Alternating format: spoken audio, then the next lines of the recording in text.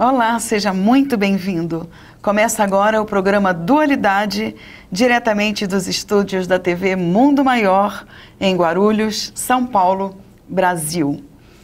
Hoje nós vamos falar sobre o tema Tormentos Voluntários, bem atual, interessante para todos nós.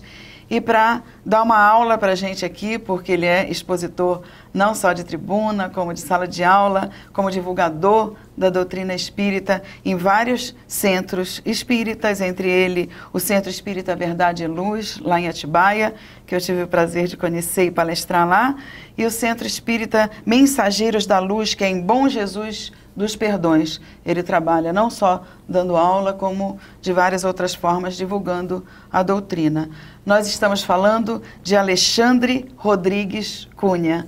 Seja muito bem-vindo, meu querido. Muito obrigado, é um prazer estar no seu programa. Prazer ter você aqui no Dualidade, ter aceitado o nosso convite. Obrigada. Olha só, tormentos voluntários, Alexandre. Um tema que realmente, como a gente estava conversando antes, super atual, super necessário para a gente consolar e tocar coraçãozinhos nossos, dos nossos parentes, dos nossos amigos e de todo mundo que está nos assistindo e que vai nos assistir também. Tormentos, na verdade, é o nosso dia a dia o tempo inteiro, né? Sim. Agora, a gente pega o estudo do Evangelho, eles falam assim, que o nosso espírito, na busca da evolução, uma das grandes conquistas que ele teve é a liberdade de escolha, que seria o livre-arbítrio. Só que nessa liberdade de escolha, a gente sempre escolhe mais para o lado do materialismo. A gente vai voltado mais ao que tem interesse pessoal, esquece de fazer a busca do que interessa para a alma, na verdade. E nessas buscas do materialismo, a gente pensa em conquistas materiais, comprar isso ou comprar aquilo, e na verdade a gente vai arrumando problema para a nossa cabeça. Porque na busca da conquista da alma, que seria a caridade, que seria o amor verdadeiro, a gente vai deixando de lado. E aí você imagina que você tem lutado muito, trabalhado muito, querendo comprar um monte de coisas, e você não se importa com seu parente, com seu amigo que está do lado necessitado. Então, você adquire bens materiais, adquire coisas supérfluas, que já está além do que você necessita, sem se importar com o outro que não tem nada. Então, na doutrina, ela fala muito isso. Quando a gente vai buscar alguma coisa, não é errado você ter, você conquistar. O errado é você conquistar e não olhar para o próximo.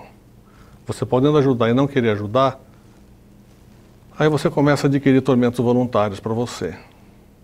E esses tormentos nós vamos resgatar nessa vida mesmo. A gente imagina que os problemas que a gente tem são tudo coisas do passado. E não é, né? Isso eu já venho com problema, eu estou passando por isso porque eu tenho que passar. E não para pensar que a maioria dos nossos problemas são causados por nós nessa encarnação. Com certeza. E aí a pessoa fala, não, já que é assim, então eu vou assumir. O cara não corre atrás para resolver o problema. Já que eu tenho que passar por isso, eu vou passar e vai continuando fazendo as coisas erradas. Eu digo que mais de 70% dos nossos problemas são atuais, não são do passado. Se você pegar no Evangelho segundo o Espiritismo, do item 4, ele tem lá uns causas atuais das aflições. E aí você tem, por exemplo, problemas de relacionamento. Um dos itens que ele comenta.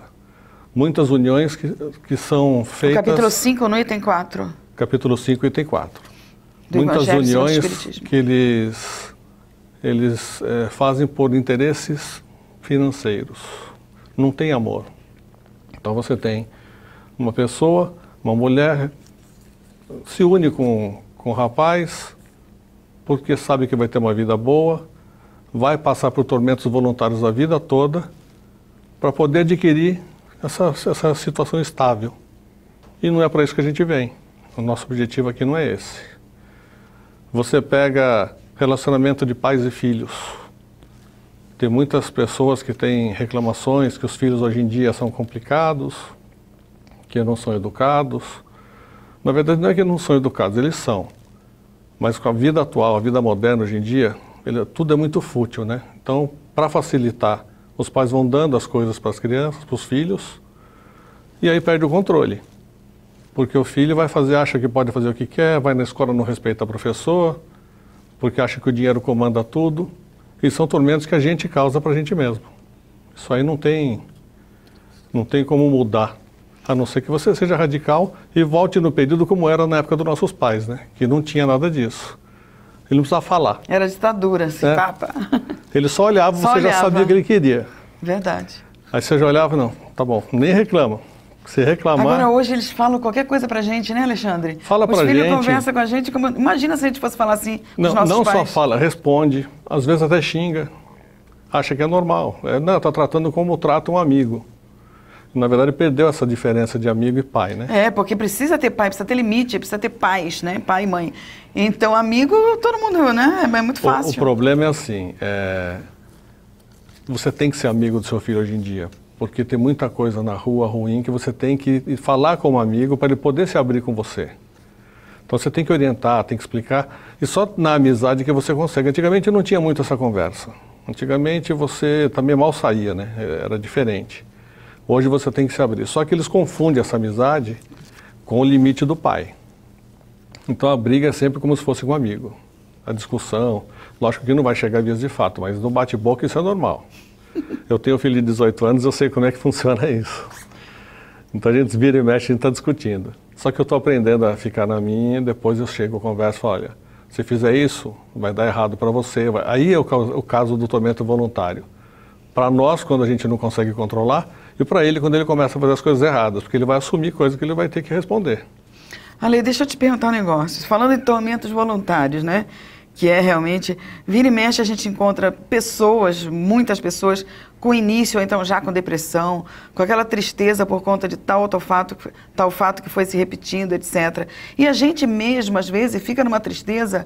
Quando passa depois a situação, a gente pensa, nossa, não devia ter deixado me abater por aquilo não devia ter me deixado entristecer, mas a gente tem também envolvimento espiritual, como o Livro dos Espíritos fala, muito mais do que a gente imagina.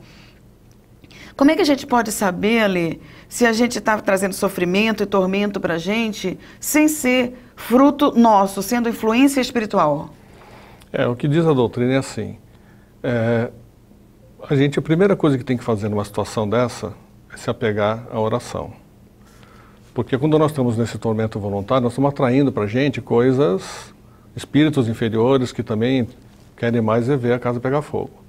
Então nós temos que fazer a nossa oração, aceitar com resignação as coisas que a gente passa, porque a partir do momento que você fica rebelde, Joana de Ângeles fala que o nosso livre-arbítrio, ele é interior, está dentro da gente, no sentido de como nós vamos aceitar os problemas.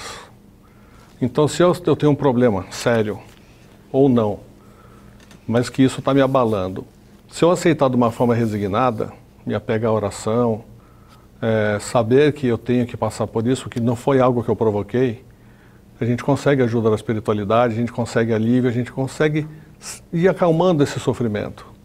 Agora, se eu tenho o mesmo problema e eu aceito de uma forma revoltada, a tendência é piorar. Porque você não vai ter ajuda da espiritualidade, do seu mentor, porque você não está pedindo ajuda, você não está dando brecha para ele. E o mentor está sempre do seu lado, ele só vai te ajudar se você aceitar, se você pedir, porque nós temos o livre-arbítrio. Ele pode simplesmente estar aqui e não pode fazer nada. Ele até tenta te intuir, mas você não está aberto para isso, você não vai receber isso. E aí você acaba complicando o seu tormento.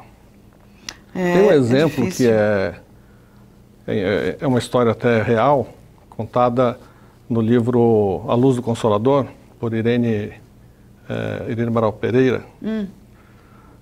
Ivone. Ela fala que no Rio de Janeiro, há muitos anos atrás, ela estava indo fazer uma visita a uns amigos e viu uma senhora sentada num casebre, na porta de um casebre, pedindo esmola. E ela achou estranho, porque a senhora não podia sair de lá, ela não tinha as pernas, então ela só sobrevivia com o que as pessoas passavam e davam. E ela ficou, do lado dela tinha uma criança também deficiente, paralítica. Ela queria saber o que estava acontecendo, por que daquilo, e por que ninguém ajudava mais. E a história é a seguinte, essa senhora, ela foi casada em segundas núpcias com um operário, que tinha uma renda limitada, mas que não faltava nada em casa. E essa senhora tinha um filho do primeiro casamento, de 7 anos. Num certo momento, esse marido pediu para ela para tentar fazer menos despesas, não gastar com as coisas supérfluas, que ele precisava sobrar para poder comer. E nessa de revolta toda, ela não aceitou, foi um pedido assim, sem ofensa, sem nada, mas ela não aceitou. E começaram a ter uma briga muito séria, e ele saiu de casa, justamente para amenizar. Só que nessa que ele saiu, essa mulher pegou as 2 crianças e foi em direção à Central do Brasil, a estação de trem, e se jogou na frente do bonde que estava vindo. Resumindo, a criança menor, que era filho dela, com esse rapaz, morreu esmagada. Meu Deus. O outro filho ficou paralítico, de 7 anos. E ela perdeu as pernas. E aí ela vive nessa situação por causa desse acontecido. E a explicação, por que foi contada essa história, é para diferenciar o que era resgate do passado e o que era resgate agora de tormentos voluntários. Ela veio nessa encarnação justamente para passar pela prova de pouco dinheiro e passar com resignação, aceitar a situação. Por não ter aceitado, ela fez essa besteira que ela fez e assumiu o tormento voluntário, justamente pelo acidente que ela causou. Então tem a diferenciação do que era do passado e do que era de agora. Só que esse que ele cometeu agora, ela está resgatando não agora, mas ela vai resgatar nas próximas também, pela morte do filho que ela causou, que era desse marido, pelo outro que ficou paralítico. E por ela mesma. E por ela, por não ter aceito. Porque o corpo nosso é emprestado. E esse marido dela não voltou mais, ele ficou revoltado com a situação e ela ficou na situação que ficou, né? Por isso que ela vive desses... Então o que a gente passa para as pessoas, que o correto é você aceitar as provas que você tem. Aceita, passa com resignação, faz oração, isso tudo vai melhorar porque a espiritualidade está do seu lado, você está pedindo ajuda. Como o Chico fala, tudo passa, né? Tudo passa. Nós estamos encerrando esse primeiro bloco. Vamos para um rápido intervalo. Você vai lá, bebe a sua água, a gente vai beber a nossa aqui. A gente volta rapidinho.